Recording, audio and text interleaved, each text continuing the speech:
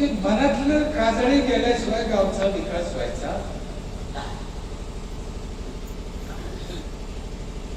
एक ध्यानात घ्या, आतापर्यंत जेवढे तुमच्या गावात सरपंच झाले बाहेर गावचे झाले का? नाही. म्हणजे यायला आपले नव्हते असे झाले का? तुम्ही मूर्ख निवडून दिले का? तर चवळीचं व्हायचं राहिला का, गवळीचं व्हायचं राहिला का, मुळ्याचं व्हायचं राहिला, कोणाचं व्हायचं राहिला? कोणाचा? एसीचं झाला, माळी समाज झाला, कोळी समाज झाला, दलित झाला, एमपी झाला, बाई झाली, माणूस झाला. विकास पण करायचा आहे. तू त्याला पण म्हणतो, ते त्याला पण म्हणतो, बस याच्यातच चालला. काय काय ठिकाणी तुम्हाला असं ऐकायला भेटतं, मी गेलो का गावात, गावातले लोक म्हणते साहेब आमचं गाव लय चांगलं आहे, पण सरपंच मूर्ख आहे. निवडून कोण द्या? सरपंच काय म्हणतो, आम्हाला लय हौस करायचं, गाव लय मूर्ख आहे. आणि मला कळत नाही, तो म्हणतो गाव मूर्ख आहे, म्हणतो सरपंच मूर्ख आहे, मी नक्की कुठं आलो? म्हणजे आम्ही फक्त एक प्रकारे नाव ठेवतो. लोक बी मूर्ख नाहीये, सरपंच बी मूर्ख नाहीये. आम्ही समजूनच घेत नाही एकामेकाला. काही प्रॉब्लेम नाही आमच्या इथे. आणि विशेष करून महिलाकडे एवढी ताकद आहे, एवढी शक्ती आहे, तुम्हाला सांगतो काहीच नाही. मला महिलाच्या बाबतीत एक विषय सांगतो. बाई जेव्हा बाजारात जाते, तिला वांगी घ्यायचे राहते 20 रुपयाची. किती? 20 रुपयाची वांगी घ्यायची. बाई गेल्या पहिल्या दुकानात वांगी घेते का? 3 दुकानं पाहते. तिसऱ्या दुकानात जेव्हा तिला वांगी पसंत पडते, तेव्हा व्यापारी ती वांगी घेते का? निवडून देते. वांगी केवढ्याची घ्यायचे? 20 रुपयाची. 20 रुपयाची वांगी घ्यायला जर बाई बारकाई करते, 2 आणि 4 हजार सरपंचाच्या ग्रामसेवकाच्या हातात दिवस कसं काय देईल? दिली तपासून घेईल ना. म्हाताऱ्या म्हाताऱ्याचे हातपाय दाबायचे पण कसे नाही. हो साहेब, त्याच्यात पाय घालून जर बसली ना म्हातारी, असे पाय धरले ग्रामपंचायत मध्ये.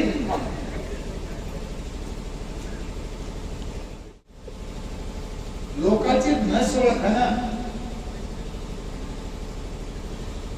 तुम्ही मला सांगा, छत्रपती शिवाजी महाराजांच्या काळात ग्रामपंचायत होती का? नाही. मग लोक जगत नव्हते का? राज्य चांगलं नव्हतं का? मग आता का ग्रामपंचायत आली पण बिघडलं उडत? आम्हाला हर गोष्ट फुकट लागली. एका बाईनं या वर्षी शोध लावला, अध्यक्ष साहेब, सत्य घटना आहे. हे जे पुलं, महादेवाचे मंदिर, नदी, पुढं असते ना असे ठिकाणं तीर्थक्षेत्राचे, तिथे वाद जमा होते साहेब. माकडं लोक शेंगदाणे टाकले, फुकट टाकले, केळं टाकले, त्याला यायला वाटतं आम्ही पुण्य केलं. आणि त्याला सवय लागली की देऊन बसायचं खायचं. काही वर्षांनी चाललं. पण आता तिनं सर्वे केला आणि 2-4 दिवस कोणा टाकून गेलं नाही तिथं. मग त्याला खायला कळायची परेशान झाली. पण जायचं झाडावर, त्याला एवढीच खाता येईल ना, बसून खाय सवय लागली त्या फुलावर 1000 रुपयाचं एवढी पुढे खातात त्या झाडावर. कशी आपली गत झाली, उडी खायची ती सवय आपली. काही लागत नाही हो माणसाला. येताना काय आणलं नाही, जाताना काही देत नाही. तुम्ही बघा, पूर्वी संन्यासी लोक होते, महाराज लोक आणि राजे लोक होते. संन्यासी जर राजवाड्यात गेला, कोण कोणाचे पाय पडत होत? काय कारण आहे? म्हणजे नुसता पैसा कामाचा. पैसा असा असला तर ठीक आहे, पण सगळं पैशानेच होत असं. ते रेमंड कपड्यावाला कंपनीवाल्याच्या त्या म्हाताऱ्याला पण घराच्या बाहेर काढून दिलं. काय करतो पैसा? अवलाद चांगले बरं झालं, मग देवाण दिली. हो ना, ज्याला ऐकायला पाहून गेले आले, पण कोणाला सांगता येत नाही. आम्ही हे म्हाताऱ्या जेवण चालू केलं ना, तेव्हापासून पोरले ठरले. म्हातारे समजून झाले ना, घालतो तर घालतो, चालतो तिकडे म्हणतो पोर जीव लागते. बरोबर, काय इज्जत जाते ना, इज्जत जाते त्याची. काय झालं ना. पण माझे ते फार पुण्याचं काम आहे, ते लोकांनी चांगलं उचलून धरलं. माझी तुम्हाला गावकऱ्याला जोडून विनंती आहे की तुमचा पैसा जमा करा, एकत्रित विकास करा. ग्रामपंचायतला नाव ठेवण्यात मजा नाही, ग्रामसेवकाला नाव ठेवण्यात मजा नाही, आणि ग्रामपंचायतीला माझं म्हणणं आहे लोकांना नाव ठेवून उपयोग नाही. आमचा विश्वास संपादन केला पाहिजे. आम्ही त्याच्यात भाजप आता आमचा ट्रॅक्टर बाहेर 1600 रुपये नांगरे, आमचा 800 नांगरे. समजा एखादा भाजपचा माणूस त्याला राग, ट्रॅक्टर कोण आहे? ट्रॅक्टर कोणाचं नाही? ग्रामपंचायतचं नाही का 1600 वाल्याचं? ग्रामपंचायतचं नाही. काँग्रेसवाला भाजपवाला फायदा जिकडे होईल तिकडे नाही ना. मग माणूस जर फायदा जिकडे होईल तिकडे जातो, तर तुम्ही मनात शंका काऊन खाता? ते लोक असं करते, ते काही करत नाही. ते जैन होते, कोणीच वाईट नाही, त्याचं हित पहा. माझी एकदा विनंती, तुम्ही आलते 2-4 जण पाहुणे आमंत्रण द्यायला, एकदा महिला मंडळ पाठवा 10-15 जण. यांचे अतिरेकी डोके राहते. हो ना, बाईच्या डोक्यात एकदा भरलं ना ती करूनच घेतली. म्हणून माझी विनंती, एकदा महिलाला धाडा, त्यांना अभ्यास करून द्या. महिलांची काळजी घेतली पाहिजे. माझं गाव हाकंदारी मुक्त झालं 15 वर्षापूर्वी. 2 बाया असे रस्त्याने चालले होते, काका सत्य बरं, त्या आपसात बोलत होते त्या दोघी जणी. ही बाई त्या बाईला म्हणे तू गावाला गेलती का? मी घरीच होती. ही तिला म्हणे तू गावाला गेलती का? ती म्हणे मी घरीच होती. इकडे बोलत होते चालल्या, मी मागव. दोघी घरीच होते, असं कोण विचार वाटलं तू गावाला गेलती का? तू गावाला गेलती का? या त्यांच्या घराकडे गेले, मी ऑफिसकडे गेलो. जाताना मी विचार केला, माझ्या डोक्यात खटकलंच नाही कोण असेल. मला पक्क कळलं का आपलं गाव हाकंदारी मुक्त झालं. त्यांची भेट होईल ना.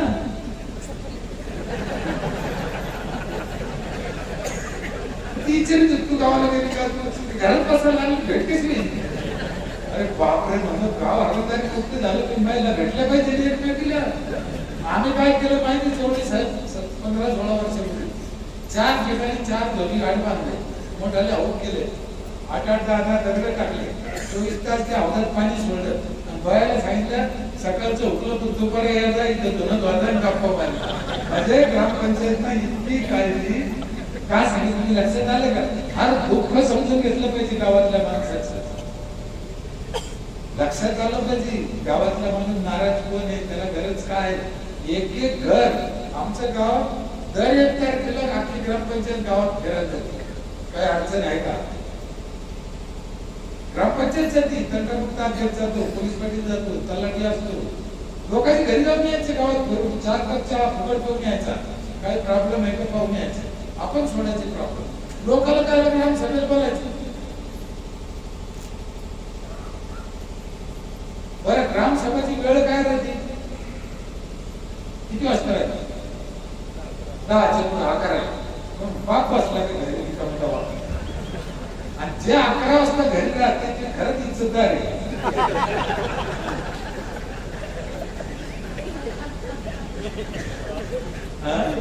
पक्की हलकटच राहील ना 11 वाजता घरी. म्हणून ते नाटक आहे, ते निष्ठे नाटक. मला ती ग्रामसभा अजिबात आवडत नाही, मला मान्यच नाही. घेऊ नये असं नाही, पण तेवढ्यानं जर विकास झाला असता, तितक्या दिवसात झाला असता ना महाराष्ट्राचा. म्हणून गोडीनं राहा, विचारानं राहा.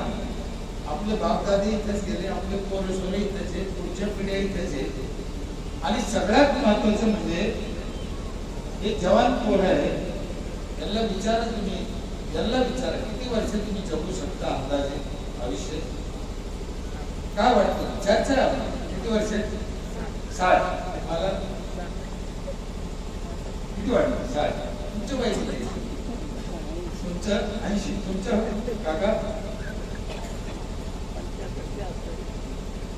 तुम्हाला कोण वाटवलं 60% करून? काय गडबड झाली? समजून घ्या ना. मोठा गोळ झाला होतं. 100 वर्षाचं आयुष्यमान मला दिलेलं आहे, 27 द्या गाथ्यात सांगितलेलं आहे. मी मनाचं नाही सांगत. आमच्या आजोबांनी 100 वर्ष जगत होते, आमचं पोरगं 60 वर्ष जगत का म्हणून राहिलं? त्याची हिंमत कशाने गेली? आणि जो म्हणून 60 वर्षात मला तो 60 वर्षात मारणार आहे. का त्याची हिंमत केली ना. नाही दोष कोणाचा आहे? ग्रामपंचायतचा दोष. ग्रामपंचायतला मनावर घेतला तर माणूस 100 वर्ष जगू शकतो. गॅरंटी सांगतो, घेऊन देतो. 40 वर्षांचं आयुष्य कमी झालं, डोळ्यादेखत झालं. डोळ्यादेखत 40 वर्ष आयुष्य कमी झालं तर आमच्या नाताचं काय होईल मग? 28, 20, 30. म्हणून ग्रामपंचायतीला काही दिवसाने हर गोष्टीत लक्ष द्यावं लागेल. वर घ्यायचं की नाही घ्यायचं, बिल खांदायची की नाही खांदायची, पीक कोणतं घ्यायचं कोणतं नाही घ्यायचं, औषधी कोणते मारायचे, लोकांना कळत नाही. हो आयुष्य त्यांना कमी झालं. घाण पाणी, वाद, भांडणं, झुपटा. कधी झाडून नाही घेतलं ना आम्ही, पाणी शिकून झाडून घ्यायला पाहिजे खेळात. नाही तर नाही झाडलेलं पुरलं की धूळ इतकी बेकार असते, नाका तोंडात जाते. आधी पाणी शिकवायचं मग झाडायचं. नखर काढायची लोकांना सांगायला पुरेल. नखर घाण होती ना, जेवतर पडत जाते ना. मास्तर ना नखर काढा, मास्तर की ना, आम्ही काय करत. म्हणून स्वच्छतेच्या बाबतीत माझं ऑफिस पाहिलं तुम्ही, 8,000 रुपयाच्या तोट्या नळाच्या, 8,000 रुपयाची तोटी. का बांधली, का लावली माहितीये? तोटी काढली ती 100 रुपयाला. मी 8,000ची लोक लावली. मस्ती आलो आम्ही. मला 2 मिनिटात आठवते, तुम्ही सांगतो. ती तोटी अशी, आपली तोटी कशी राहते की सिमेंट तुम्ही जेवायचा हात धुवायला गेले, नीट ध्यान करा. तुमचा हात खराब आहे, तुम्हाला हात धुवायचं जेवायचंय, खराब हात आहे. तुम्ही हे सिमेंट गेले, आधी काय करतो आपण? तोटी फेरतो. बरोबर आहे, खराब हाताने तोटी फेरली, तुझी तोटी खराब केली. बरोबर आहे. नंतर खाली हात धुतला, त्याच्यानंतर काय करतो आपण? हात धुतलं, उजून ती खराब तोटी धरतो. जिथून गेला तिथे जाणार चक्कर झाला घ्यालपटा. आम्ही तोटी कशी बसली? तिला तोटीच नाही, संसारचा नळ आहे. तुम्ही नळाखाली हात घातला, पाणी आलं, हात धुतला, हात काढून घेतला, नळ बंद झाला. कळलं? म्हणून 8,000ची तोटी आहे. माझ्या सगळ्या गावात बेसिक बसवलेले हात धुवायला. कारण कुठं माणसाला समजा धोका वाटलं, पूर्ण करा वाटलं, मग व्यवस्था नसली तू गल्लीत धुकर ना. म्हणजे मी का जागी वाटलं होऊ शकतो तुमचं. एकदम होणार नाही, पण एक एक गोष्ट केली तर होऊ शकतं. तुमच्या गावात आमच्या गावात तसंच होतं. 10-5 वर्ष गेले पण झालं ना. तुमचंही होऊ शकतं. बागायत सगळे हुशार लोक आहेत, पुढारी आहेत, ओळखी पाळखी आहे, शहराच्या जवळ आहे, काहीही होऊ शकतं. म्हणजे 10 पाठीला एकच घेऊ शकतो, असं 7 खेळ होऊ शकतं जर ठरवलं तर. आणि नाही ठरवलं तर किती घटना. माझे नवीन पोरायला 30-40 वर्षाच्या 25 वर्षाच्या पोरायला हात जोडून पाय पडून कळकळीची विनंती आहे की जुन्या लोकात काही वाद असतील तर बाजूला ठेवा, तुम्ही एकत्र या. हा गाव उद्या तुमचा आहे, हा देश तुमचा आहे, तुम्हाला इथे जगायचंय, तुमचे लग्न व्हायचे, तुमचे पोरं स्वराला इथं राहायचंय. म्हणून आपसातले काही वाद असतील तर ते विसरा, पण नवीन पिढीच्या पोरांनी गावासाठी एकत्र या, धंदे करा, उद्योग करा. आमच्याकडे काय सवय, आमच्याकडे एखादा उद्योग करायला दुसरं नवीन नवीन धंदे करा ना. खूप गरज आहे. काय आम्ही एका पोरीला काय टाकून दिलं, बेकरी मराठा लोन काढून दिलं 10 लाख रुपये. ठीक आहे का? व्याज नाही, त्याला व्याज नाही. 10 वर्षाची भेट आहे. 10 लाख रुपये लोन काढून दिलं मी तिला. 10 वर्षाची भेट आहे, त्याला व्याज नाही. 4,000 रुपयाचा धंदा करून रोज खाऊन आणि पागलवादी करून तुम्हाला करायचं. ऊस काय भाव आहे? ऊस काय किलो आहे? ऊस 2 रुपये किलो. ही काय किलो आहे? नीट डोकं निघणार ठेवा. ऊसाला 12 महिने लागत, खत लागत, मेहनत लागत. याला काय लागत? फुकटचं पाणी जमिनीतलं. ₹5 किलो न विकत असेल हे पैसे कसे कमवायचे चांगल्या मार्गाने ते सोडून आम्ही फक्त एकमेकाचा नाश कसा होईल याच्यात आविष्याने याच्यात वेळ घातल्याने गावाची वाटते झाली. मला कोणाचे निंदन आलं ते जे सत्य आहे ते सांगतो. ऊसर ₹2 किलो हे जर ₹5 किलो विकत असेल तर आम्ही काय करायला पाहिजे? कधी कळायचं आम्हाला ही जगातलं अशी वस्तू आहे हे पाणी याला कच्चा मालच लागत नाही. मग दुसरं काही धंदा करायचा तर त्याला कच्चा माल हवा. हे पाणी फिल्टर असेल याला कच्चा मालच लागत नाही, फुकटचा आहे, सगळ्यात महाग आहे. आम्ही व्यवहार शिकलो नाही, आम्ही एकमेकाला घेऊन चालायचं शिकलो नाही, आम्ही एकमेकाला कामं यायची शिकलो नाही. आम्हाला संतांनी सांगितलं बघा सगळ्या जातीचे संत झाले, गोरबा चोखोबा न्हावी मुस्लिम वेशाला सुद्धा संतांचा दर्जा दिला वारकरी संप्रदाय. किती मोठा विचार आहे. आम्ही कोण तळतळ करतो कोणाविषयी? आम्हाला काय अधिकार आहे दुसऱ्याला नाव ठेवायचा? आपलं आपलं चांगलं करा, आपल्याच्याने दुसऱ्याचं काही चांगलं होत असेल ते करा, नाही तर लोक छात्र राहणार. परमात्म्याची सेवा करायचं सांगितलं आम्हाला. नीट त्या शब्दाचा अर्थ करा. परात्मा, परमात्मा म्हणजे दगडाचा शरीर लावलेला नाही. परात्मा म्हणजे दुसऱ्याचा आत्मा, त्याची सेवा आम्हाला करायची सांगितली. आम्ही त्याची पाय ओढितो हलकट, आम्ही त्याची ओढितो किंवा ओढितो पर्यायाने दोघं खड्ड्यात जातो. म्हणून सांजखेड्याच्या लोकांना माझी विनंती आहे, आपसातले मतभेद मी आल्यानं किंवा हे आल्यानं, आमदार आल्यानं, ढोबळे साहेब आल्यानं, मंत्री आल्यानं तुमचं चांगलं होणार. एक दिवस कामं येईल कोणी, एखादी गोष्ट तुम्हाला मदत करते, एक रोड करून देते, एखादं काही 5 लाख 10 लाख देते, त्याने थोडी प्रश्न सुटला. तुमच्या गावात तंबाखू तेवढ्याचे खातेदार साहेब माहिती का? कमीत कमी 20 लाखाची. तिथे हिशोब करून का बसल्यावर सकाळी किती 20 लाखाची तंबाखू खर्च करते सांजखेडा. गरज आहे सकाळी बसाच तुम्ही इथं 20 लाख नाही निघले तर माझ्या बापाच्या वडात नाही वर्षात. मग नक्की काय करेल आम्ही? म्हणून माझी हात जोडून विनंती आहे, जे आम्ही केलं ते तुमच्या पुढे मांडलं. तिसऱ्या मजल्यावर पाणी जातं माझं, बाईला खाली यायची गरज नाही. रात्री 12 वाजता नळ उघडा, पाणी आलंच पाहिजे. 15 वर्ष झाले एक मिनिट नळ होत नाही. म्हणून मला एकदम महिलाला धाडा.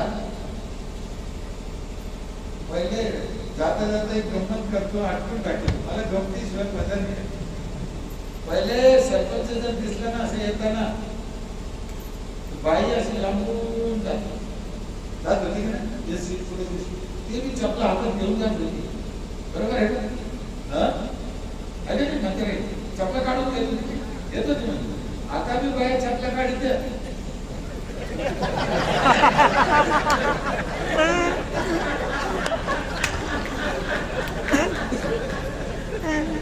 काढीत नाही असं नाही, फक्त कारण वेगळा. ती पाळीपणा आणली आम्ही सांगते ना, आम्हाला तर बदलायचं आहे. आम्हाला आम्ही दिसल्यावर बाई चप्पल घेऊन बाजूने गेली पाहिजे, एवढी इज्जत तुझून कमवायची ते आमच्या हातात आहे. हा गमतीचा विनोदाचा विषय नाही. म्हणून सरपंच सदस्य, ग्रामसेवक, गावातले नागरिक याचा चांगला विचार करते. आपल्यासाठी ज्या गावासाठी ज्या चांगल्या गोष्टी करायच्या आहेत त्याला सहकार्य करते, मदत करते. पर्यायाने आपल्या पुढच्या पिढीसाठी, आपल्या देशासाठी हे सगळे प्रयत्न करते.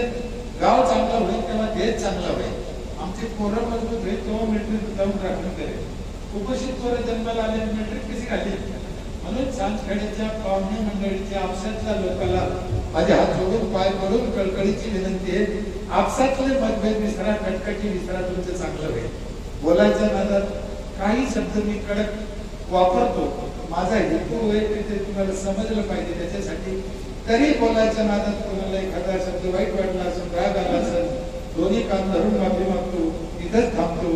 एकदा महिलाला नक्की पाठवा अशी विनंती करतो. जय हिंद, जय महाराष्ट्र.